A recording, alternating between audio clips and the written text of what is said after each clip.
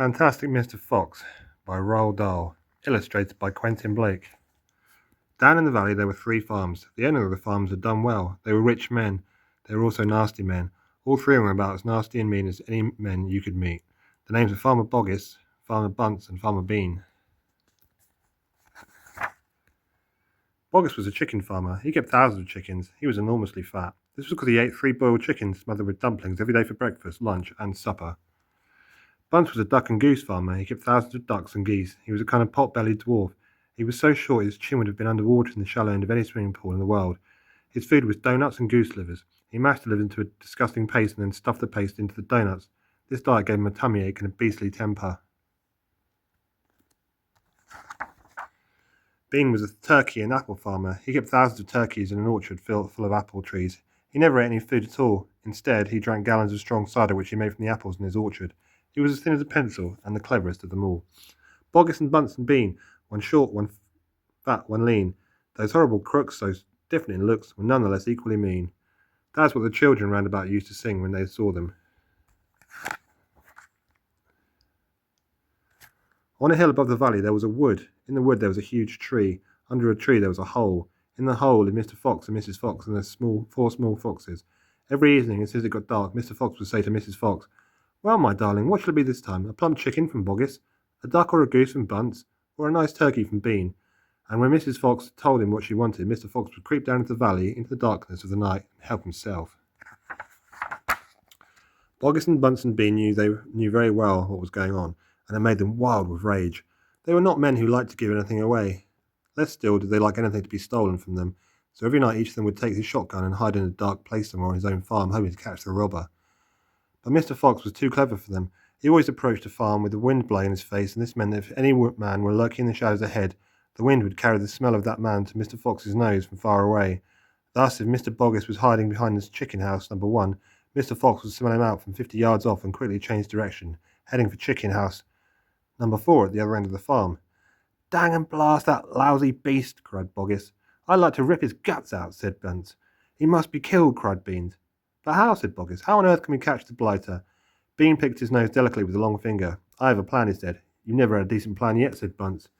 "Shut up and listen," said Bean. "Tomorrow night we'll all hide just outside the hole where the fox lives. We'll wait there until he comes out, then bang, bang, bang, bang." "Very clever," said Bunce, "but first we shall have to find the hole." "My dear Bunce, I've already found it," said the crafty Bean. "It's up in the wood on the hill. It's under a huge tree." "Well, my darling," said Mr. Fox, "what shall it be tonight?" "I think we shall have duck tonight," said Mrs. Fox. "Bring us 2 fat ducks, if you please. One for you and me, and one for the children." "Ducks it shall be," said Mr. Fox. "Bunce is best." "Now do be careful," said Mrs. Fox. "My darling," said Mr. Fox, "I can smell those goons a mile away. I can even smell one from the other. Boggis gives off a filthy stink of rotten chicken skins. Bunce reeks of goose livers. As for Bean, the fumes on apple cider hang around him like poisonous gases." "Yes, but just don't be careless," said Mrs. Fox. "You know they'll be waiting for you, all 3 of them." "Don't you worry about me," said Mr. Fox. "I'll see you later." But Mr. Fox would not have been quite so cocky had he known exactly where the 3 farmers were waiting at that moment. They were just outside the entrance to the hole, each one crouching behind a tree with his gun loaded. And what is more, they had chosen their positions very carefully, making sure that the wind was not blowing from them towards the fox's hole. In fact, it was blowing in the opposite direction. There was no chance of them being smelled out. Mr. Fox crept up the dark tunnel to the mouth of his hole. He poked his long, handsome face out into the night air and sniffed once. He moved an inch or 2 forward and stopped. He sniffed again. He was always especially careful when coming out from his hole. He inched forward a little more. The front half of his body was now in the open. His black nose twitched from side to side, sniffing and sniffling for the scent of danger. He found none, and he was just about to go trotting forward into the wood when he heard a tiny noise, a soft rustling sound, as though someone had moved a foot ever so gently through a patch of dry leaves. Mr. Fox flattened his body against the ground and lay very still. His ears prickled. He waited a long time, but he heard nothing more. It must have been a field mouse, he told himself, or some other small animal. He crept a little further out of the hole, then further still. He was almost right out in the open. He took a last careful look around. The wood was murky and very still. Somewhere in the sky the moon was shining. Just then his sharp night eyes caught a glint of something bright behind a tree not far away. It was a small silver speck of moonlight, shining on a polished surface. Mr. Fox lay still, watching it. What on earth was it? Now it was moving. It was coming up and up. Great heavens! It was the barrel of a gun! Quick as a whip, Mr. Fox jumped back in his hole. At the same time, the entire wood seemed to explode around him. Bang, bang, bang, bang, bang! The smoke from the 3 guns floated upwards in the night air. Boggis, Bunce, and Bean came out from behind the trees and walked towards the hole. Did we get him? Said Bean. One of them shone a flashlight on the hole, and there on the ground in the circle of light, half in and half out of the hole, lay the poor tattered blood-stained remains of a fox's tail. Bean picked it up. We got the tail, but we missed the fox, he said, tossing the thing away. Dang and blast, said Boggis. We shot too late. We should have let fly the moment he poked his head out. We won't be poking out again in a hurry, Bunt said. Bean pulled a flask from his pocket and took a swig of cider. Then he said, it will take 3 days at least before he gets hungry enough to come out again. I'm not sitting around here waiting for that. Let's dig him out. Ah, said Boggis. Now you're talking sense. We can dig him out in a couple of hours. We know he's here. I reckon there's a whole family of them down that hole, Bunt said. Then we'll have the lot, said Bean. Get the shovels. Down the hole, Mrs. Fox was tenderly licking the stump of Mr. Fox's tail to stop the bleeding. It was the finest tail for miles around, she said between licks. It hurts, said Mr. Fox. I know it does, sweetheart, but it will soon get better. And it will soon grow again, Dad, said one of the small foxes. It will never grow again, said Mr. Fox. I shall be tailless for the rest of my life. He looked very glum. There was no food for the foxes that night, and soon the children dozed off. Then Mrs. Fox dozed, but Mr. Fox couldn't sleep because of the pain in the stump of his tail. Well, he thought, I suppose I'm lucky to be alive at all, and now they found our hole, we're going to have to move out as soon as possible. We'll never get any peace if we... What was that? He turned his head sharply and listened. The noise he heard now was the most frightening noise a fox can ever hear. The scraping of shovels digging into the soil. Wake up, he shouted, they're digging us out. Mrs. Fox was wide awake in 1 second. She sat up quivering all over. Are you sure that's it? She whispered. I'm positive. Listen. They'll kill my children, cried Mrs. Fox. Never, said Mr. Fox. But darling, they will, sobbed Mrs. Fox. You know they will. Scrunch, scrunch, scrunch went the shovels above their heads. Small stones and bits of earth began falling from the roof of the tunnel. How will they kill us, Mummy? Asked one of the small foxes, his round black eyes huge with fright. Will there be dogs? He said. Mrs. Fox began to cry. She gathered her 4 children close to her and held them tight. Suddenly there was an especially loud crunch above their heads, and the sharp end of a shovel came right through the ceiling. The sight of this awful thing seemed to have an electric effect on Mr. Fox. He jumped up and shouted, I've got it! Come on, there's not a moment to lose. Why didn't I think of it before? Think of what, Dad? A fox can dig quicker than a man, shouted Mr. Fox, beginning to dig. Nobody in the world can dig as fast as a fox. The soil began to fly out furiously behind Mr. Fox as he started to dig.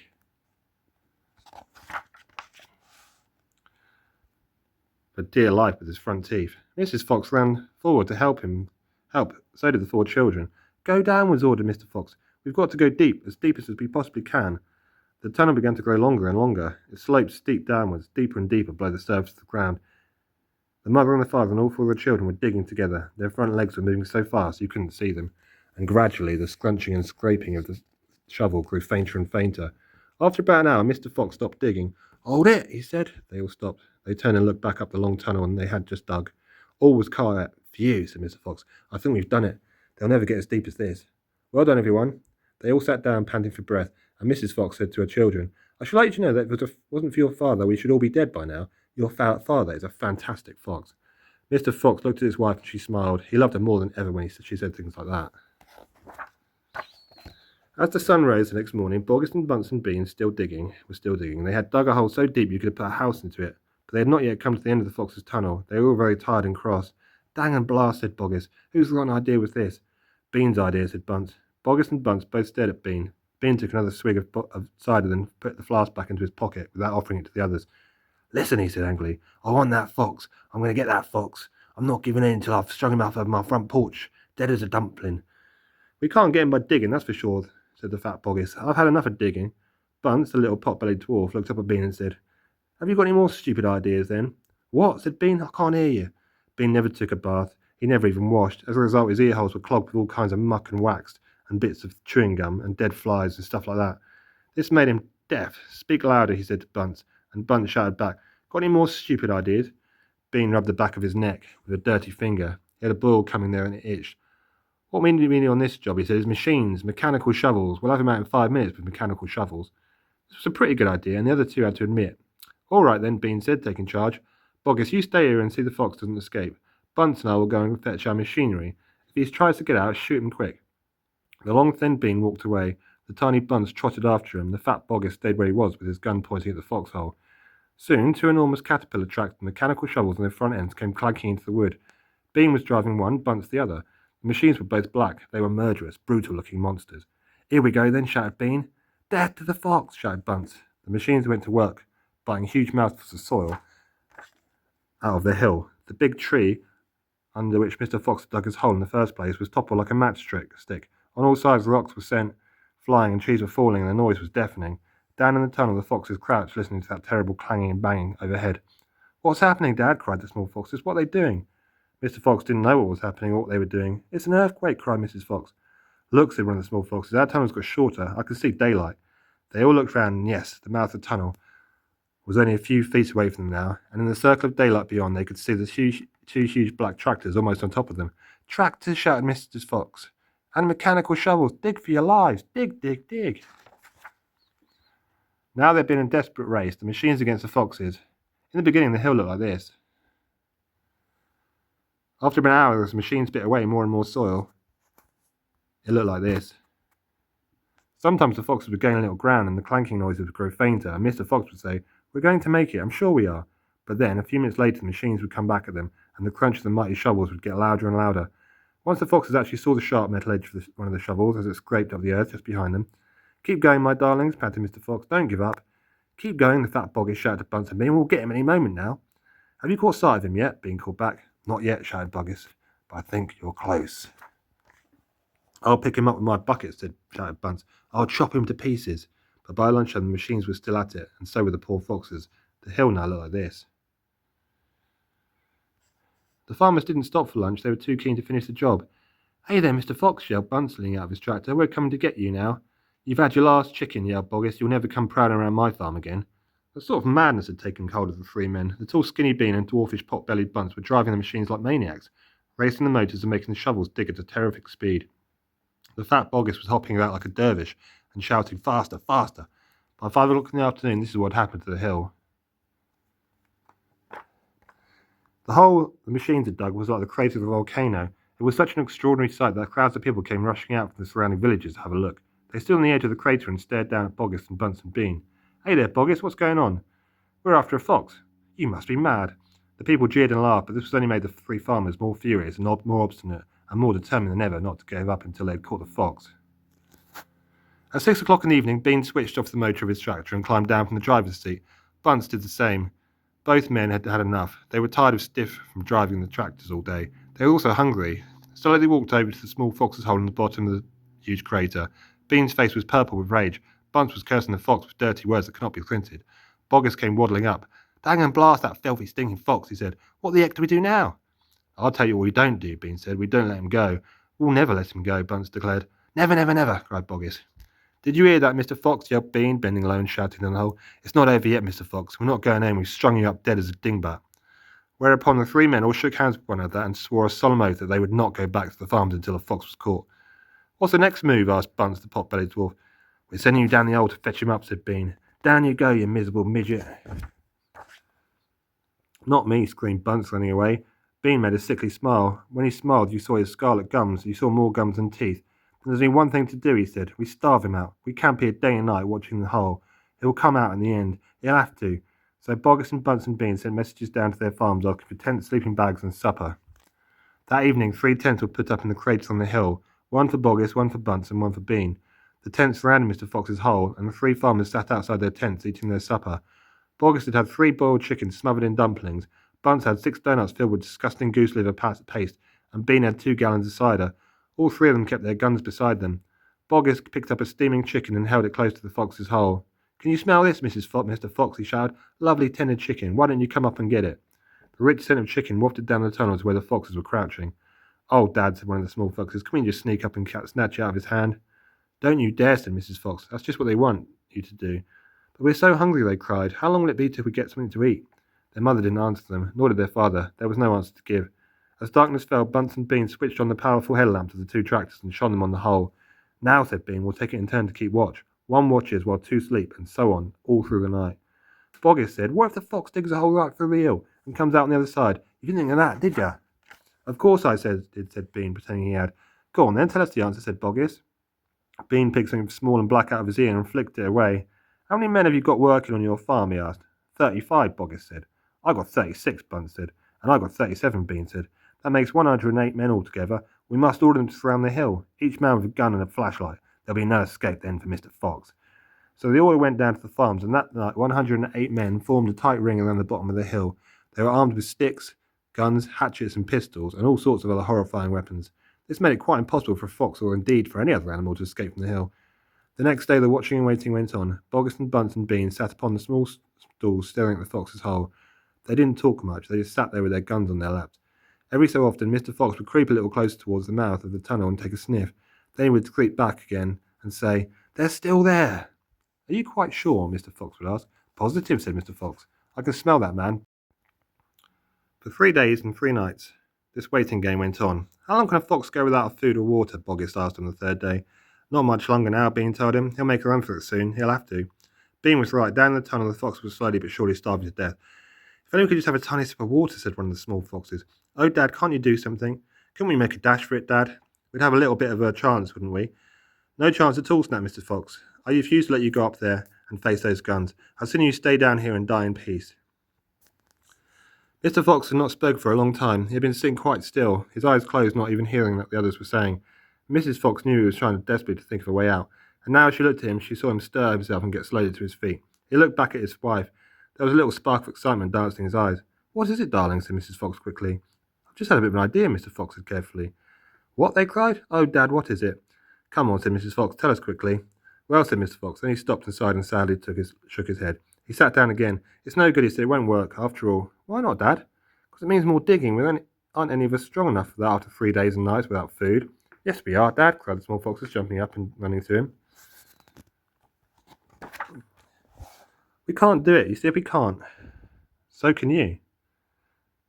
Mr. Fox looked at the 4 small foxes and he smiled. "What fine children I have," he thought. "They're starving to death, and they haven't had a drink for 3 days, but they're still undefeated. I must not let them down.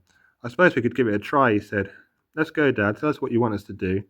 Slowly Mrs. Fox got to her feet. She was suffering more than any of them from the lack of food and water. She was very weak. "I'm so sorry," she said, "but I don't think I'm going to be much help." "You stay right where you are, my darling," said Mr. Fox. "We can handle this by ourselves." "This time we must go in a very special direction," said Mr. Fox, pointing sideways and downwards. So he and his 4 children started to dig once again. The work went much more slowly now.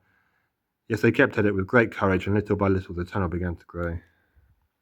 "Dad, I wish you would tell us when we are going," said one of the children. "I dare not do that," said Mr. Fox, "because this place I am hoping to get to is so marvellous that if I described it to you now, you would go crazy with excitement, and then if we failed to get there, which is very possible, you'd die of disappointment. I don't want to raise your hopes too much, my darlings." For a long time they kept on digging.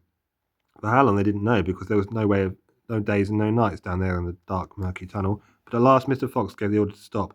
"I think," he said, "we had better take a peep upstairs now and see where we are. I know where I want to be, but I can't possibly be sure we're anywhere near it." Slowly, warily, the foxes began to slope the tunnel up towards the surface. Up and up it went until suddenly they came up to something hard above their heads, and they couldn't go any further. Mr. Fox reached up to examine this hard thing. "It's wood," he whispered. "Wooden planks." "What does that mean, Dad?" "It means, unless I'm very much mistaken, that we are quite right underneath somebody's house," whispered Mr. Fox. "Be very quiet now while I take a peek." Carefully, Mr. Fox began pushing at one of the floorboards. The 4 small foxes scrambled up and out of the tunnel, and what a fantastic sight was that now met their eyes. They were in a huge shed, and the whole place was teeming with chickens. There were white chickens and brown chickens and black chickens by the thousands. "Boggis's chicken house number 1, cried Mr. Fox. "That's exactly what I was aiming at. I hit it slap in the middle. First time, isn't that fantastic? And if I may say so, rather clever." The small foxes went wild with excitement. They started running around in all directions, chasing the stupid chickens. "Wait," ordered Mr. Fox. "Don't lose your head. Stand back. Calm down. Let's do this properly. First of all, everyone have a drink of water." They all ran over to the chicken's drinking trough and lapped up the lovely cool water. Then Mr. Fox chose 3 of them, the plumpest hens, and with a clever flick of his jaw, he killed them instantly. "Back to the tunnel," he ordered. "Come on, no fooling around. The quicker you move, the quicker you shall have something to eat."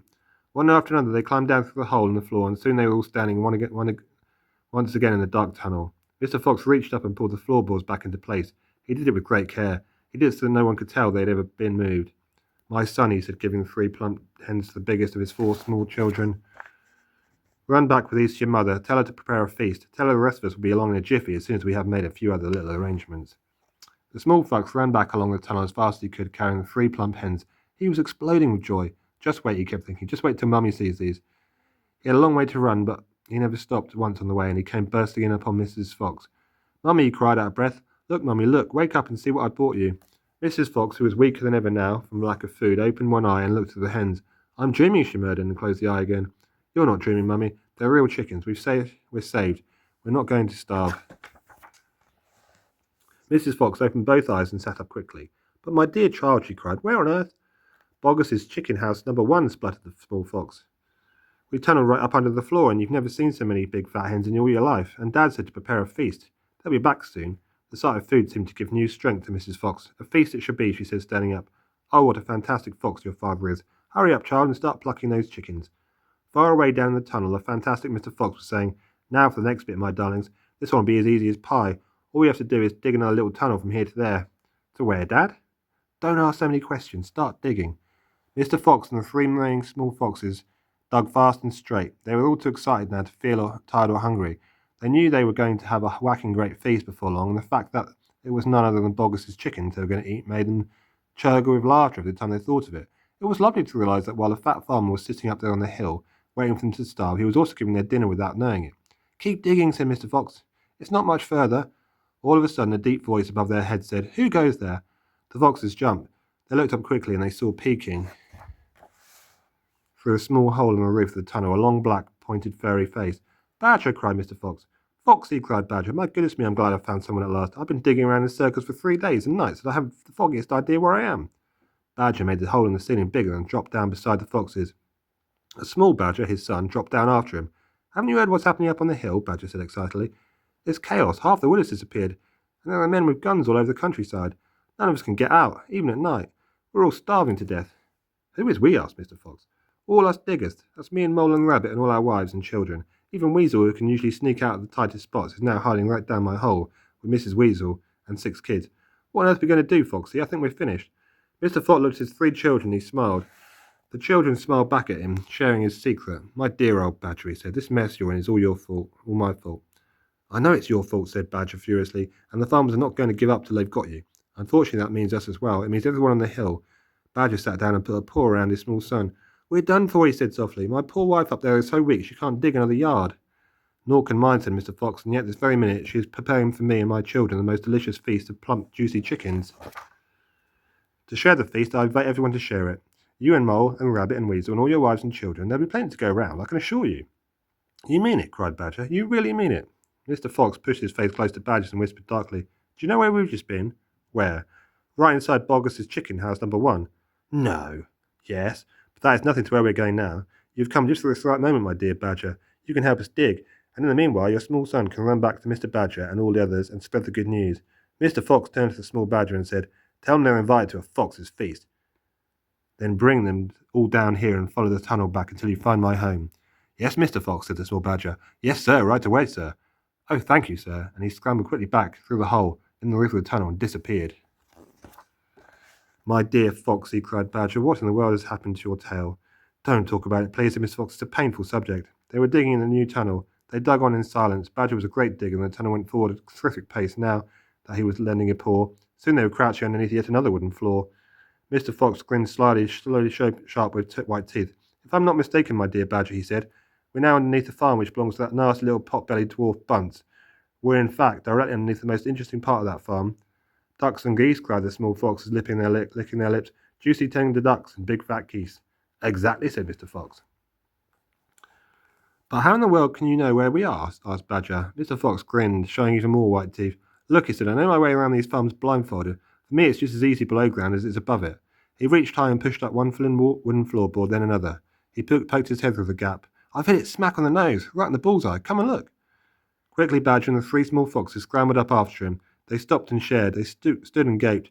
They were so overwhelmed they couldn't speak, for what they now saw was a kind of fox's dream, a badger's dream, a paradise for hungry animals. "This, my dear old Badger," proclaimed Mr. Fox, "is Bunce's mighty storehouse. All his finest stuff is stored in here before he sends it off to market." Against all the 4 walls of the great room, stacked in cupboards and piled upon shelves reaching from floor to ceiling, were thousands and thousands of the finest and fattest ducks and geese plucked and ready for roasting. And up above, dangling from the rafters, there must have been at least 100 smoked hams and 50 sides of bacon. "Just feast your eyes on that," cried Mr. Fox, dancing up and down. "What do you think of it, eh? Pretty good grub." Suddenly, as though springs had been released in their legs, the 3 hungry foxes and the ravenously hungry Badger sprang forward to grab the luscious food. "Stop," ordered Mr. Fox. "This is my party, so it should do the choosing." The others fell back, licking their chops. Mr. Fox began prowling around the storehouse, examining the glorious display with an expert eye. A thread of saliva slid down one side of his jaw and hung suspended in mid-air, then snapped. "We mustn't overdo it," he said. "Mustn't give the game away. Mustn't let them know what we've been up to." We must be neat and tidy and take just a few of the choicest morsels. So to start with, we shall have 4 plump young ducks. He took them from the top shelf. Oh, how lovely and fat they are. No wonder Bunce gets a special price from the market. All right, Badger, lend me a hand to get them down. Your children can help as well. There we go. Goodness me, look how your mouths are watering. And now I think we'll have a better few geese. There'll be quite enough. We'll take the biggest. Oh my, we'll never see finer geese than these in the king's kitchen. Gently does it, that's the way. And what about a couple of nice smoked hams? I adore smoked ham, don't you, Badger? Fetch me that step ladder, will you please? Mr. Fox climbed up the ladder and handed down 3 magnificent hams. And do you like bacon, Badger?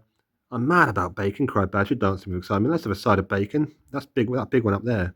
And carrots, Dad, said the smallest of the 3 foxes. We must take some of those carrots. Don't be a twat, said Mr. Fox. You know we never eat anything like that. It's not for us, Dad, it's for the rabbits. They don't eat vegetables. My goodness me, you're right, cried Mr. Fox. What a thoughtful little fellow you are. Take 10 bunches of carrots. Soon all this lovely loot was lying in a nice heap upon the floor. The small foxes crouched down, their noses twitching, their eyes shining like stars. And now, said Mr. Fox, we shall have to borrow from our friend Bunce 2 of those useful push-carts over in the corner. He and Badger fetched the push-carts, and the ducks and geese and hams and bacon were loaded onto them. Quickly the push-carts were lowered through the hole in the floor. The animals slid down after them. Back in the tunnel, Mr. Fox again pulled the floorboards very carefully into place, so that no one could see that they had been moved. My darlings, he said, pointing to 2 of the 3 of the smallest foxes. Take a cart each and run back as fast as you can to your mother. Give her my love and tell her we are having guests for dinner. The badgers, the moles, the rabbits, and the weasels. Tell her it must be a truly great feast, and tell her the rest of us will be home as soon as we've done our one more little job. Yes, Dad. We're out of the way, Dad, they answered, and they grabbed a trolley each and went rushing off down the tunnel. Just one more visit, cried Mr. Fox, and I bet I'll know where that'll be, said the only small fox now left. He was the smallest fox of them all. Where? Asked Badger. Well, said the smallest fox, we've been to Boggis and we've been to Bunce, but we haven't been to Bean. It must be Bean. You're right, said Mr. Fox, but what you don't know is which part of Bean's place we are about to visit. Which? They said both together. Aha, said Mr. Fox, just you wait and see. They were digging as they talked. The tunnel was going forward fast. Suddenly, Badger said, doesn't this worry you just a tiny bit, Foxy? Worry me, said Mr. Fox. What? All this stealing? Mr. Fox stopped digging and stared at Badger as though he had gone completely dotty. My dearie old furry frump, he said, do you know anyone in the world who would swipe a few chickens for his children who were starving to death? There was a short silence while Badger thought deeply about this. You are far too respectable, said Mr. Fox. There's nothing wrong with being respectable, Badger said. Look, said Mr. Fox, Boggis and Bunce and Bean are out to kill us. You realise that, I hope? I do, Foxy, I do indeed, said the gentle Badger. But we're not going to stop to their level. We don't want to kill them. I should hope not indeed, said Badger. We wouldn't dream of it, said Mr. Fox. We should simply take a little food here and there to keep us and our families alive. Right? I suppose we'll have to, said Badger. If they want to be horrible, let them, said Mr. Fox. We down here are decent, peace-loving people. Badger laid his head on one side and smiled at Mr. Fox. Foxy, he said, I love you. Thank you, said Mr. Fox. And now let's get on with the digging. 5 minutes later, Badger's front paws hit against something flat and hard. What on earth is this, he said. It looks like a solid stone wall. He and Mr. Fox scraped away the soil. It was a wall, but it was built of bricks, not stones. The wall was right in front of them, blocking their way. Now, who in the world will build a wall under the ground? Asked Badger. Very simple, said Mr. Fox. It's the wall of an underground room, and if I'm not mistaken, it's exactly what I'm looking for. Mr. Fox examined the wall carefully. He saw the cement between the bricks was old and crumbly, so he loosened the brick without much trouble and pulled it away. Suddenly, out from under the hole where the brick had been, they popped a small, sharp face with whiskers. Go away, it snapped. You can't come in here. It's private. Good Lord, said Badger, it's a rat. You saucy beast, said Mr. Fox. I should have guessed we'd find you down here somewhere. Go away, shrieked Rat. Go on, beat it. This is my private pitch. Oh, shut up, said Mr. Fox. I will not shut up, shrieked Rat. This is my place. I got here first. Mr. Fox gave a brilliant smile, flashing his white teeth. My dear Mr. Rat, he said softly, I'm a hungry fellow, and if you don't hop it quickly, I shall eat you up in one gulp. That did it. Rat popped back fast out of sight. Mr. Fox laughed and began pulling more bricks out of the wall. When he had made a biggish hole, he crept through it. Badger and the smallest fox followed him in. They found themselves in a vast, damp, gloomy cellar. This is it, cried Fox. This is what? Said Badger. The place is empty. Where are the turkeys? Asked the smallest fox, staring into the gloom. I thought Bean was a turkey man. He is a turkey man, said Mr. Fox, but we're not after turkeys now. We've got plenty of food. Then what do we need, Dad? Take a good look around, said Mr. Fox. Don't you see anything that interests you? Badger and the smallest fox peered into the half-darkness. As their eyes became accustomed to the gloom, they began to see what looked like a whole lot of big glass jars standing upon shelves around the walls. They went closer. They were jars. There were hundreds of them, and each one was written the word cider. The smallest fox leaped high in the air. "Oh, Daddy!" cried out. "Look what we found! It's cider!" "Exactly," said Mr. Fox. "Tremendous," shouted Badger. "Bean's secret cider cellar," said Mr. Fox. "But go carefully, my dears. Don't make a noise. This cellar is right underneath the farmhouse itself." "Cider," said Badger, "is especially good for badgers. We take it as medicine. One large glass 3 times a day with meals and another at bedtime. It'll make the feast into a banquet," said Mr. Fox. While they were talking, the smallest fox had sneaked a jar off the shelf and had taken a gulp. "Wow," he gasped. "Wowee. You must understand this was not the ordinary weak fizzy cider one buys in the store. It was the real stuff, a home-brewed fiery liquor that burned in your throat and boiled in your stomach." "Ah," gasped the smallest fox, "this is some cider." "That's quite enough of that," said Mr. Fox, grabbing the jar and putting it into his own lips. He took a tremendous gulp. "It's miraculous," he whispered, fighting for breath. "It's fabulous. It's beautiful." "It's my turn," said Badger, taking the jar and tilting his head well back. The cider gurgled and bubbled down his throat. "It's like melted gold," he gasped. "Oh, Foxy, it's like drinking sunbeams and rainbows." "You're poaching," shrieked Rat. "Put that down at once. There'll be none left for me." Rat was perched upon the highest shelf in the cellar, peering out from beneath a huge jar. There was a small rubber tube inserted in the neck of the jar, and Rat was using the tube to suck out the cider. "You're drunk," said Mr. Fox. "Mind your own business," shrieked Rat. "And if you get great clumsy brutes come messing about in here, we'll all be caught. Get out and leave me to sip my cider in peace." At that moment they heard a woman's voice calling out in the house. "Hurry up and get that cider, Mabel," the voice called. "You know Mr. Bean doesn't like to be kept waiting, especially when he's been out all night in a tent." The animals froze. They stayed absolutely still, their ears pricked, their bodies tensed. Then they heard the sound of a door being opened. The door was at the top of a flight of stone steps leading down from the house to the cellar, and now someone was starting to come down the steps. "Quick," said Mr. Fox, "hide!" He and Badger and the smallest fox jumped up onto a shelf and crouched behind a row of big cider jars. Peering around the jars, they saw a huge woman coming down into the cellar. At the foot of the steps, the woman paused, looking to right and left. Then she turned and headed straight for the place where Mr. Fox and Badger and the smallest fox were hiding. She stopped right in front of them.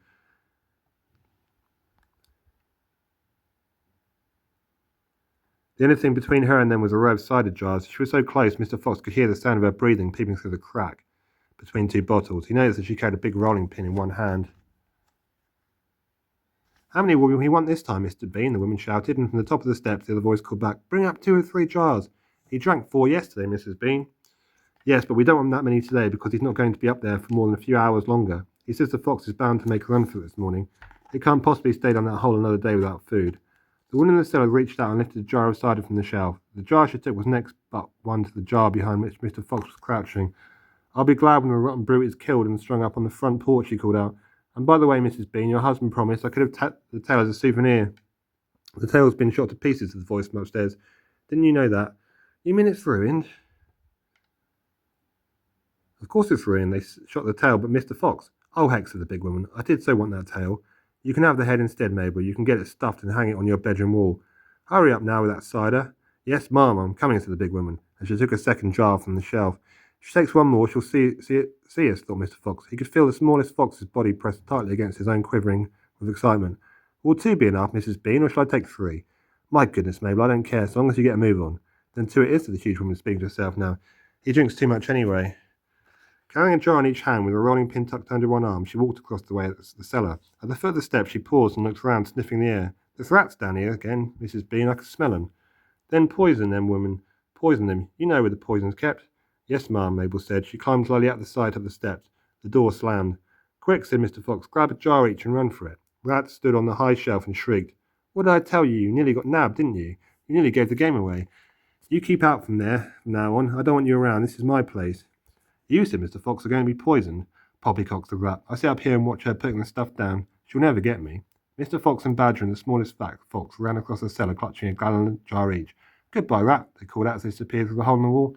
"Thanks for the lovely cider." "Thieves!" shrieked Rat. "Robbers, bandits, burglars." Back in the tunnel, they paused so that Mr. Fox could bring up the hole in the wall. He was humming to himself as he put the bricks back in place. "I can still taste that glorious cider," he said. "What an impudent fellow that rat is." "He has bad manners," Badger says. "All rats have bad manners. I've never met a polite rat yet." "And he drunk too much," said Mr. Fox, putting the last brick in place. "There we are, now home to the feast." They grabbed their jars of cider and off they went. Mr. Fox was in front. The smallest fox came next, and Badger last.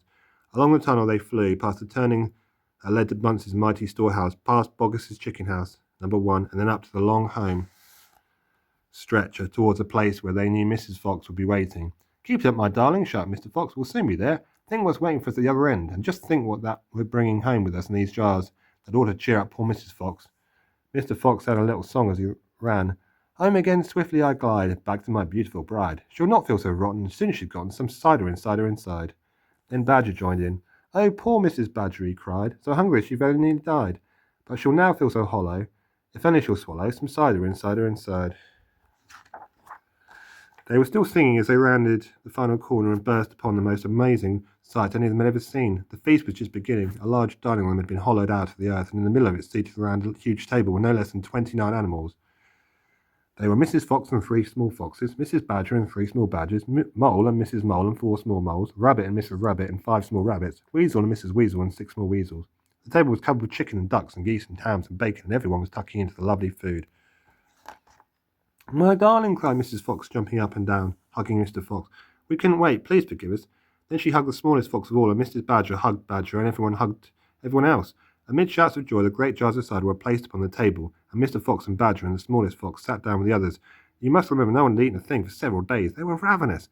So for a while there was no conversation at all. There was only the sound of crunching and chewing as the animals attacked the succulent food. At last Badger stood up. He raised his glass of cider and called out, "A toast!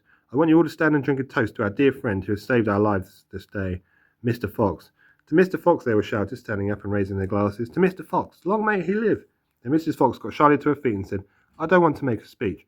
I just want to say one thing, and it is this. My husband is a fantastic fox." Everyone clapped and cheered. Then Mr. Fox himself stood up. "This delicious meal," he began, then he stopped in the silence that followed. He let fly a tremendous belch. There was laughter and more clapping. "This delicious meal, my friends," he went on, "is by courtesy of Messrs. Boggis, Bunce and Bean." More cheering and laughter. "And I hope you've enjoyed it as much as I have." He let fly another colossal belch. "Better out than in," said Badger. "Thank you," said Mr. Fox, grinning hugely. "But now, my friends, let us be serious.